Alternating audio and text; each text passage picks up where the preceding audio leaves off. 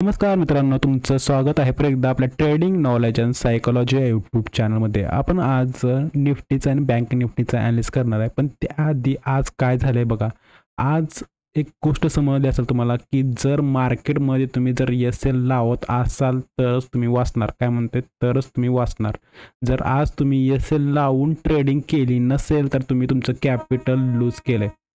हे तुम्हाला कळलं पण असेल का, ते पण एक्झाम्पल सांगतो बघा. एक ऑप्शन जो ऑप्शन आहे ना, जे जे ₹1 ऑप्शन काय म्हणतो मी, ₹1 ऑप्शन ₹200 जातं म्हणजे लक्षात ठेवा. आणि जो ₹350 ऑप्शन ऑप्शन परत ₹50 येते. म्हणजे ही आहे व्होलॅटिलिटी. जर तुम्ही इथं एस-एल तुमचं समजा एक्झाम्पल तुम्ही आता इथं कुठं तर बाय केलं आहे आणि इथं बाय केल्यानंतर जर तुम्ही एस-एल लावला असेल सिस्टीममध्ये, कुठला एस-एल, दोन्ही पण एस-एल म्हणतोय.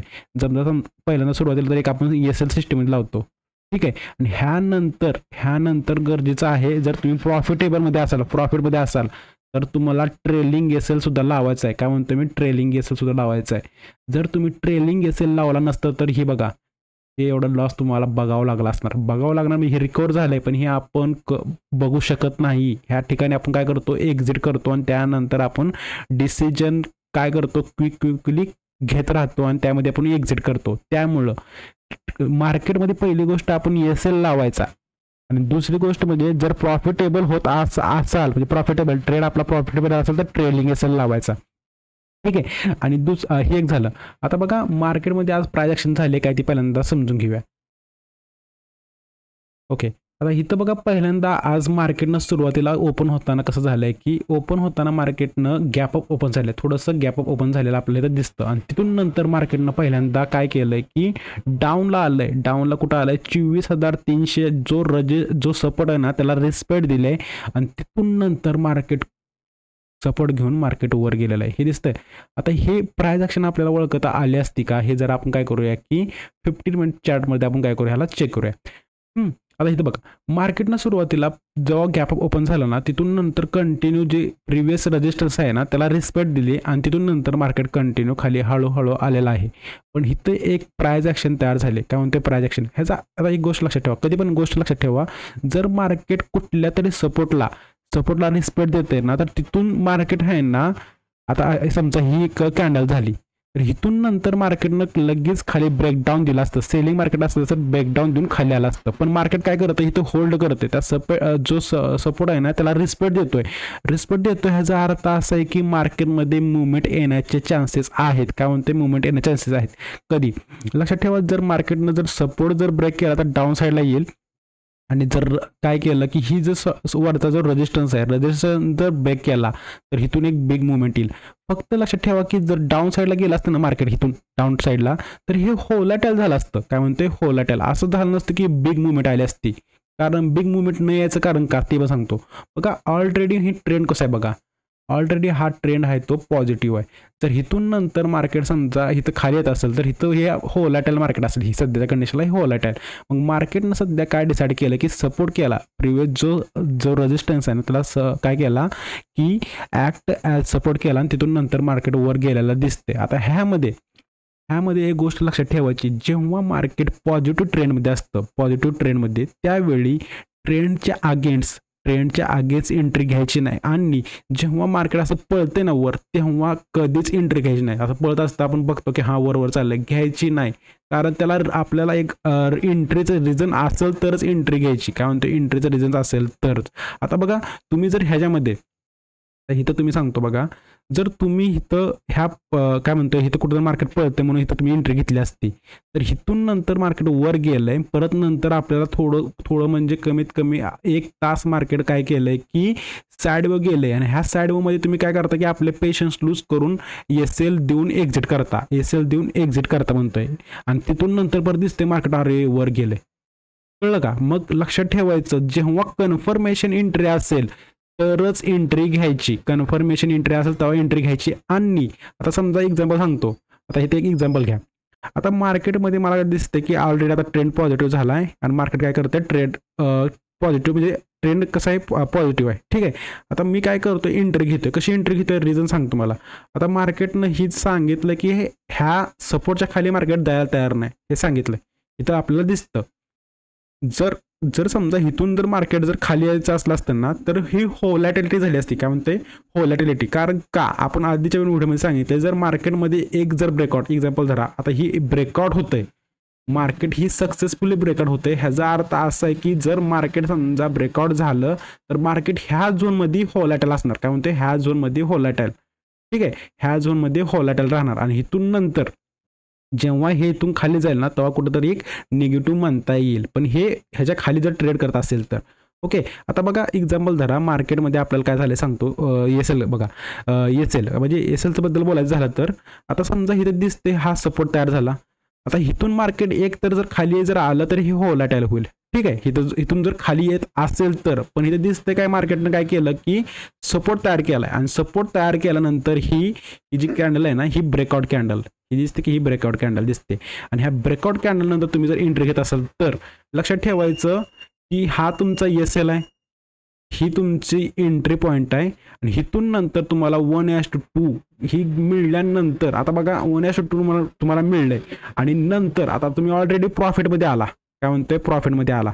तर आता आपल्याला काय करायचं आहे की ट्रेलिंग एसएल यूज करायचं आहे. काय म्हणतोय trailing SL. Trailing SL use करायचं कारण हेच आहे की तुम्हाला जेवढे प्रॉफिट मिळणार ना तेवढं तरी घरी घेऊन घेता आलं पाहिजे. तर हे आपल्याला ट्रेलिंग एसएल ह्या कॅन्डलनुसार कळतं. ही कॅन्डल झाली आहे ना ही रेडवाली, तर ह्या कॅन्डलचा आपला ट्रेलिंग एसएल सिस्टीममध्ये असला पाहिजे.